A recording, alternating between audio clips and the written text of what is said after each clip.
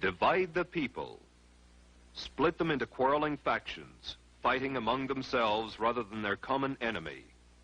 This is the comrades' first rule for the conquest of any country, for well do they know from long experience that the nation so divided and weakened can be easily conquered from within.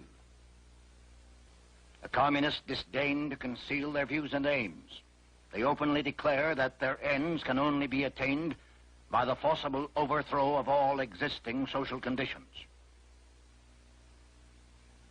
The most powerful enemy can be conquered only by exerting the utmost effort and by thoroughly, carefully, attentively, and skillfully taking advantage of even the smallest rift, of every antagonism of interest among the various groups or types within the various countries.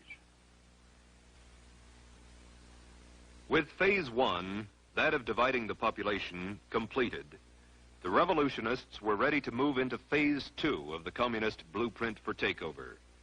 Create the appearance of popular support. In every country now part of the Red Slave Empire, the actual number of Communist Party members at the time of takeover has been less than 1% of the total population. As Lenin phrased it, communism must be built with non-communist hands. By cleverly beguiling thousands of well-intentioned people into unwittingly supporting the revolutionary program, the dedicated 1% can trick the 99% into surrendering their birthright.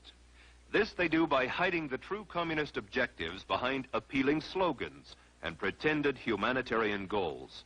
As Stalin explained, the revolutionary accepts reform in order to use it as a cover for his illegal work.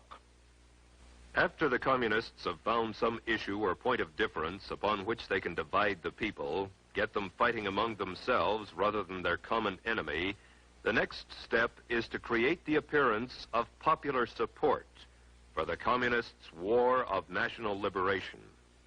They have been devastatingly successful thus far.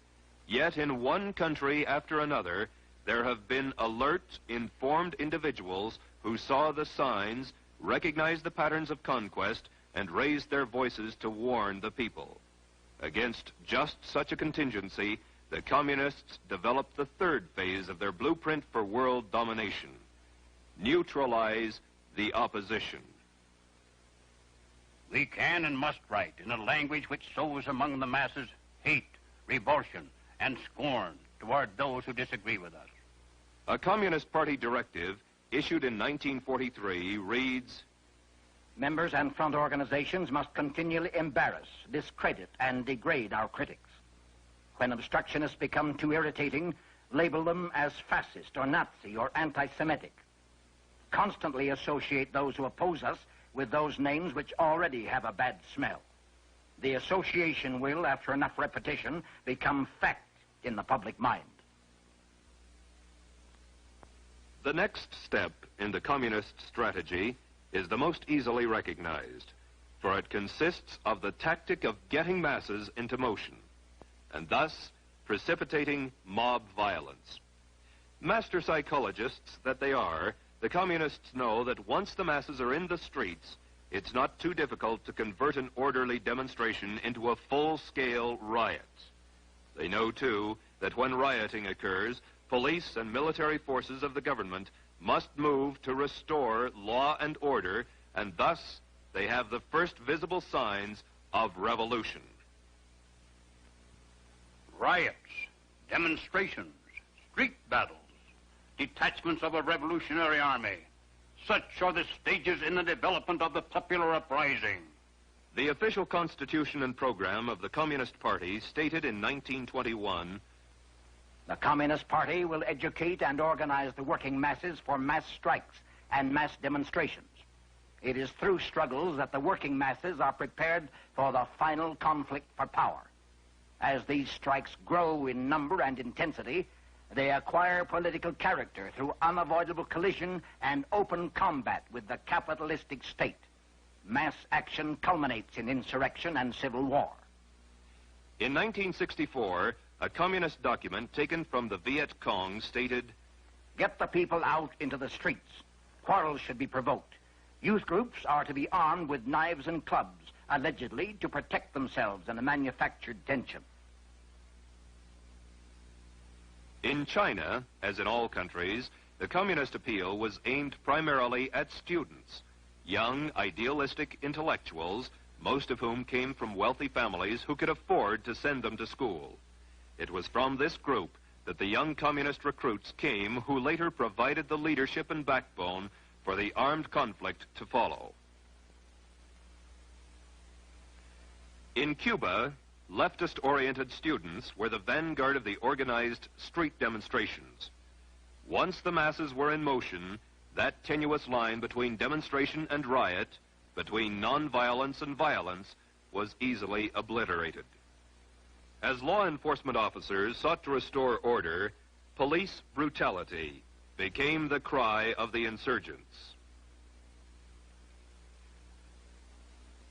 The invariable charges of police brutality were hurled as efforts were made to maintain law and order. When marches and demonstrations turn into riots in any country slated for takeover, the communists are then ready to implement the final stage of their blueprint for conquest. It takes only a handful of armed opportunists, criminals and savages to create the semblance of revolution. Only insurrection can guarantee the victory of the revolution. The purpose of insurrection must be not only the complete destruction or removal of all local authorities and the replacement by new, but also the expulsion of the landlords and the seizure of their lands. And so it has been, with but minor variations in one country after another. Divide the people. Create the appearance of popular support. Neutralize the opposition. Precipitate mob violence. Create the semblance of a revolution. An accurate summary of Lenin's strategy for the conquest of the world is as follows. First, we will take Eastern Europe. Next, the masses of Asia. Then we shall encircle the last bastion of capitalism, the United States of America. We will not have to attack.